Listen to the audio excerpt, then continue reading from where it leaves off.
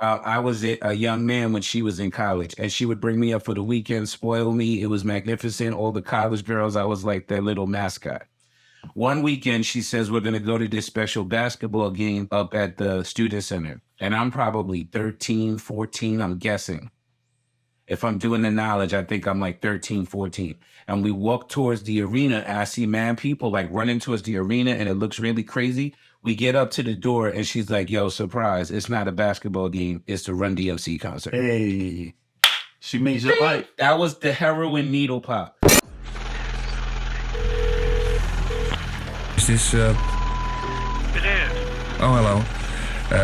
I'm writing an important paper, and I heard you were a member of this club called... Go with gods, go with gods, go with gods.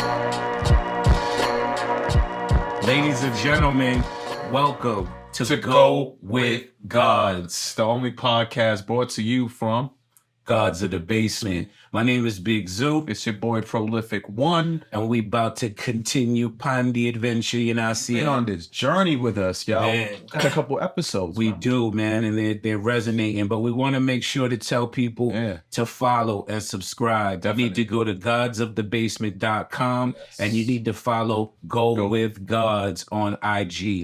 Those are the ways to keep connected with the podcast and to stay linked in with Gods of the Base. You can catch this man at Sun Tzu 7 on their Instagram, and on Prolific Wone, that's WONE, on your Instagram. Yes. And we about to get into like the origin stories, the cryptic MC We're hieroglyphic going into the tombs, to under be the specific. pyramids.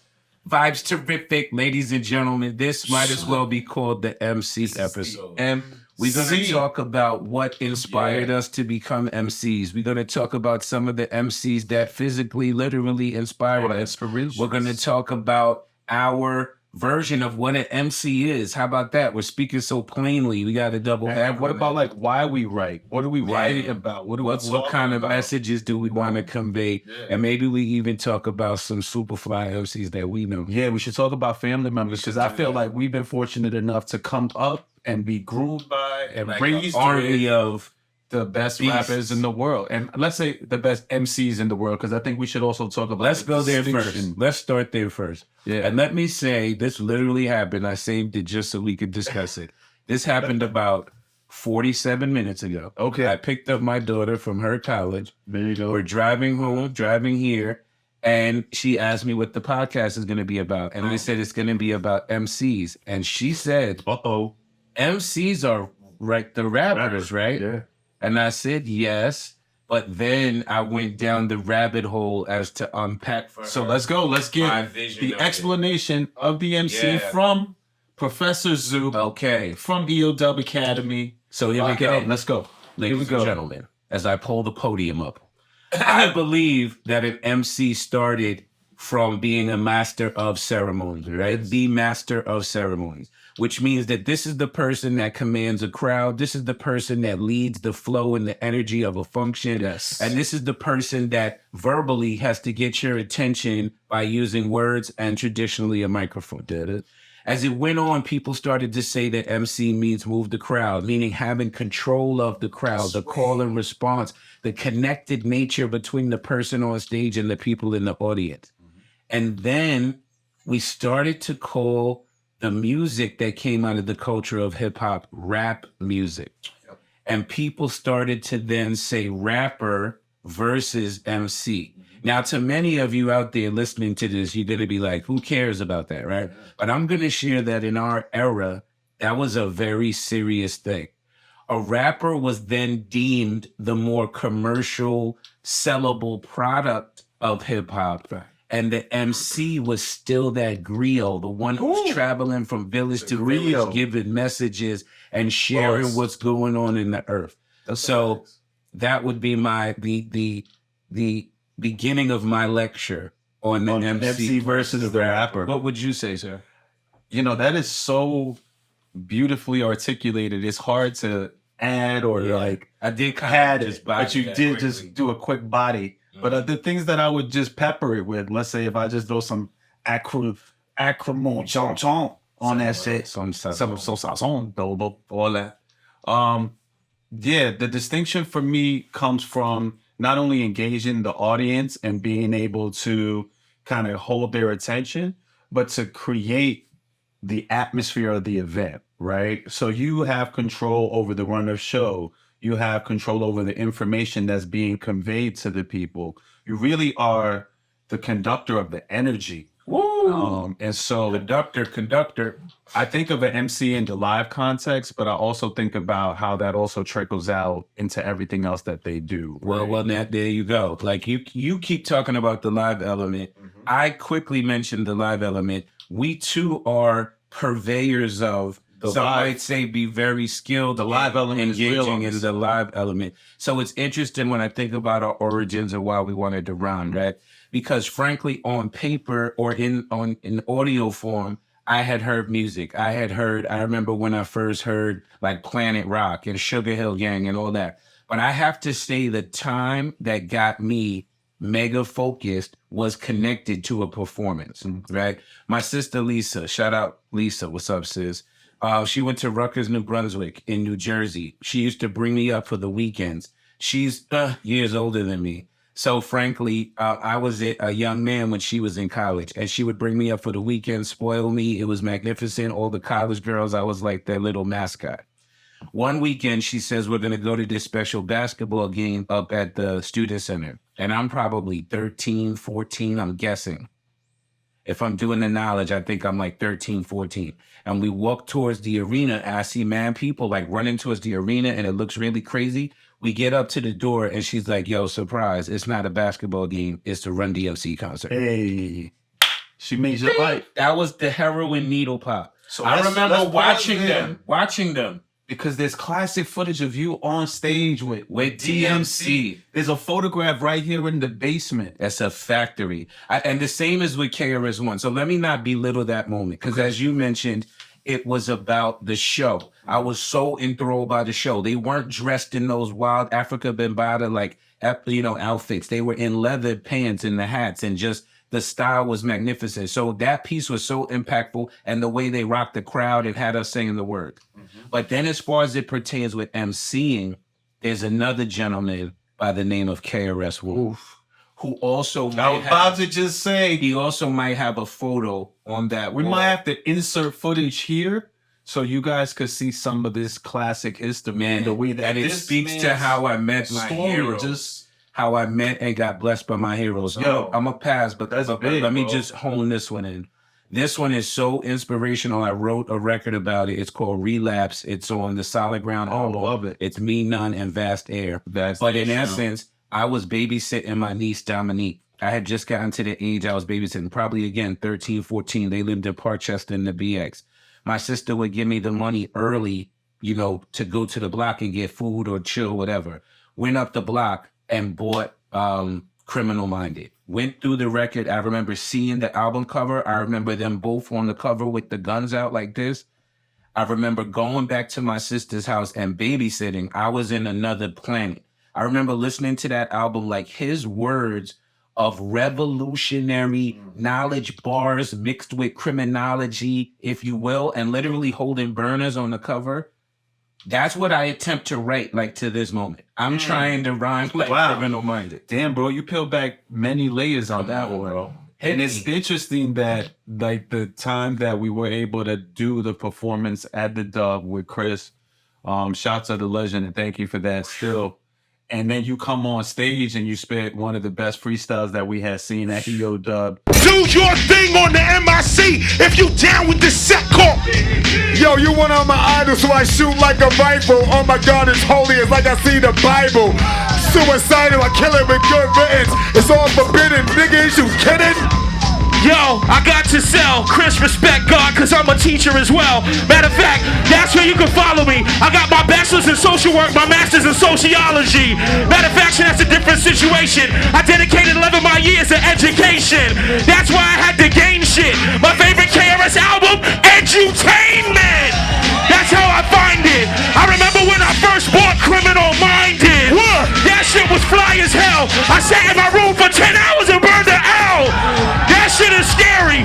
I like the second album, by all means necessary. And I have to reach you. Hip hop, make some noise for the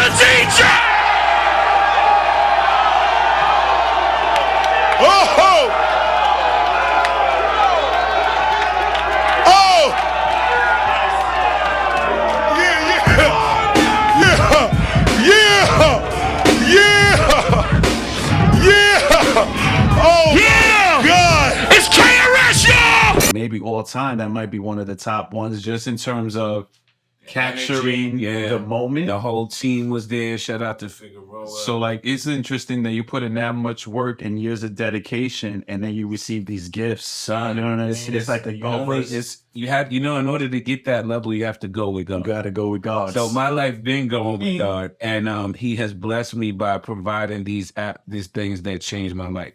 What about you, sir? As far It's as hard, early you know. MC? For me, early scene, I think, is rooted in like poetry and writing. I think that since a very young age, anytime I got any of those kind of projects to do a creative writing assignment or to kind of put together a poem for your mom for Mother's Day, it just naturally came out my body. Nice. And so like the creative, poetic part of it is just something that's kind of in me. The performance thing, I think I just started with jokes, honestly, and like being in the playground, hanging out with the homies, people snapping on each other. If you live in an environment where you're trying to like survive on a daily, usually laughter is a good way to kind of like offset some of that burden, but definitely ranking on dudes, you know what I'm saying? It's Cutting out some of the bars up. and then like that turns into like, oh, maybe I'm drinking a little bit, maybe we're burning some incense or something like that.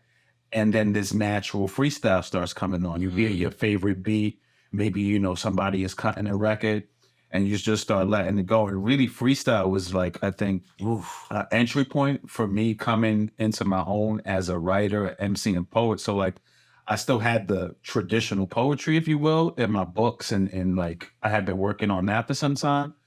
But really being on the street, being with the bros, being on the block, freestyling. And like some people rise to those occasions and you could kind of be like, oh, I think you should go somewhere with that. Yeah. And it always felt like for me, like that was me. Like, I would be in a group and maybe I would be the only dude still standing after like 3 rounds of spitting. And I'm like, oh, What's good, y'all? Still ain't got enough bars. and then that leads you to this journey where you start to look for that other cat in your neighborhood. that has that similar, same energy, that and same you frequency. You know So what I once think you- about though? A lot of the younger MCs I've met throughout the years, I think there's this bravado when people are asked like, "Who inspired you?" or "Who did you like?" and they're like, "Nobody." Like I never liked nobody. I never co-signed it. Like you didn't just walk out the womb and just pick up the mic. Like you had to have seen it in order to be inspired. Like for example, I know how you hold the guard Jadakiss in a very serious. Since early. See, as he starts to get excited, I'm saying I get serious about the Jadakiss shit though. Yo, for real, yo, shout out my nigga Kiss. Cause like, yo, bruh, I've been on it since like the fuck you days. You know what I'm saying? Yeah. Since like early D Block shit. And I've been like, yo, for real, I know y'all like conscious bars and I understand that arm of hip hop, but like on some like street, just creative punchline shit. Whoa. Yo, shout you, Kiss. You feel me? Real King of New York. I've been told her. Yo, Yeah, but and then then when you he did put that that, And then when you show them in real life how to MC, oh and so my you start God, talking about the talking difference, about that, the there lines you is go. MC, If anybody is alright? confused about our earlier comment if about you want what's to the see MC, example, go watch watch that Jada verses, watch at the Jada, verses. watch Styles, watch my And he man just shit. had camos Because- at Tim's on. And not to discount the team because all the All lots is nice, hard. okay? And when you see them rocking together, Yo. you understand how you're supposed to do your killer. shit, Easy yo. killer. This how he get when I see sorry. Jada. You see what I'm saying? That's the energy behind this Yo, shit. but But let me I'm going back earlier. I want to go earlier. But I do want to talk a little bit about how I discovered hip hop. Yeah. Because it's really different. And it came to me in a lot of different ways. So my older cousin, Brigido, shout to him, is substantially older than me. And so he always was running around with a boombox, you know what I mean? The laceless Adidas, Flash. you know, the belt buckle with his name on it. Shit that I still want to cop my belt buckle. Like I feel like I ain't even there yet. But look, so there was this natural way that it comes into your life through your role models, through your neighborhood. When I looked around me, everybody was wearing leather bombers, you know what I'm saying? Sheepskin coats, the rabbit hat and all that. You know what I mean? So it's interesting when I hear other people talk about discovering hip hop. Yeah. Because for me, I was never It was not just up hip hop. it. Yeah, It's it was just part of the way that we were living. And I growing know. up. I mean, in a way, that's interesting because we talk about hip hop as a culture, and we, people often see the music or the capacity for it to be monetized, for it to be, that's the main thing. But we came up in an era where b-boys, b-girls, graffiti, The elements. literal writing, the elements, and it sounds nostalgic and what have you. But I want to just continue to express how organic it is. There's a great author who said that hip hop is the last American culture thing that's been built. Hey, Deadass, I was a tagger and a racker before I was a rapper. Y'all used to write Noose. NOOSE, Rutgers, early 89. Very good. 81. I know y'all see him. We be up at like Pearl Paint, racking shit. You know what I'm saying? Shout out to my brethren, Tim, graffiti legend, Shout. my brethren, Shago, super artist, and it's hip hop. It's hip hop. You know what I'm saying? It turns into fashion. It turns into visual art. Don't get it twisted. Like, we had the linoleum out early, like factually in front of the building, 90 Columbia Street. You can check the resume. The shit is dead real. And then some of the like earlier experiences I had with rap came right from my pops, So when we go back and we reflect on the last episode where we talked about fatherhood, I mentioned that he was also a hard worker and a hustler, and I said that he was a pretty substantial promoter, and those are all facts. He was doing early run DMC shows, LL Cool J, MC Light. He was one of the co-promoters on Fresh Fest, And so like when I did spend time with him, it was running around. It was getting flyers printed. It was dropping them off at every store uptown, going into Brooklyn. You know what I'm saying? It was sitting in his store in Harlem waiting for people to come and bring a bag to pay for this and that. And so like even the behind the scenes component of the rap industry shit I was exposed to early, like seeing some of these different artists that we saw in magazines and shit come in the store. Yeah. You know what I mean? But So that's when I was put those together, and it's like that's where it comes from, bro. The lyrics is something really interesting because another piece flashback to the conversation I had today with my daughter. I asked her just point blank, and I gave a big preface. I was like, don't lie. Don't feel like you want to say what you want me to hear. But do you listen to the lyrics? And she was like, yeah. But in most of the songs I'm listening to, they're not really saying anything. It's more like a vibe, more like a wave than it is the actual lyric. Right. And then we started talking about actual spitters. And I got as excited in the car as you just got talking about Jada. I was like, listen, you got to come with these superior high-level bars. I'm a person who, I'll even be frank, I've attempted to go into the studio and write like, put your hands up, shooby-doo-bop, and it turns into Malcolm X assassin. You know what I'm saying? Brutal political game, black excellence. It's like, it's so part of me, I can't just spit nonsense. And one of KRS's joints was like, yo, if you had the microphone and you had the opportunity to speak to the planet, what would you say? Are you gonna say, yeet, skirt? Right? Is that what you're gonna say if you get a shot? Right? Or are you gonna say something thoughtful that's gonna impact people? And I always leaned on that second part. And then for me, I always thought of myself more of like a visualist or like a visual artist that's literally trying to like paint you the picture, right? So if we telling you to like put your guns up and be ready for war, I'm saying bullets are flying, duck down, hit the floor, just to bring a visual element to it. Yeah. And I made that choice kind of early on because I think that to the earlier point when you're ciphering with heads and you're building and freestyling and you're kind of taking from what they're saying and trying to add on to it, you do get this kind of like mosaic, if you will, or this kind of collage of different people's imagery and stuff. And so like I always was fond of that and wanted to bring that into the way that I some of my faves are the more visual rappers. Like I'm a super Nas fan. I'm a super Ghostface fan all day, bro. Redman. One is up there with the Black Thought. Son. Is Black Thought might be the pinnacle of what I'm trying to say, is that a lot of his music, even to this day, And he's experimented in many different lanes, but it's like super hard bars with a hook, super hard bars with a hook. That's almost like a niche thing right now, right? There's so much drill and this trap and this wavy stuff and it's whatever's out there. But I'm a fan of using words like an orator, like a Malcolm X, like a Dr. King, like a Mandela, using your words to impact people's thinking. Using your words to impact change. Right. It's something Nunzio and I joke about all the time because we picked beats like, let's go make a party record. Let's go make a girl record. Let's go make a reggae record. And every time there's a conscious element sewn in. Yeah. It got to the point where I gave up fighting it, right? And now I lean into it. And I think that's what your calling is. And I think that's what your channel, your frequency is telling you to do. You have to always remain true to that, right? And so like, I think that for me, there's always this underlying consciousness. There's a deep level of like spirituality built into it.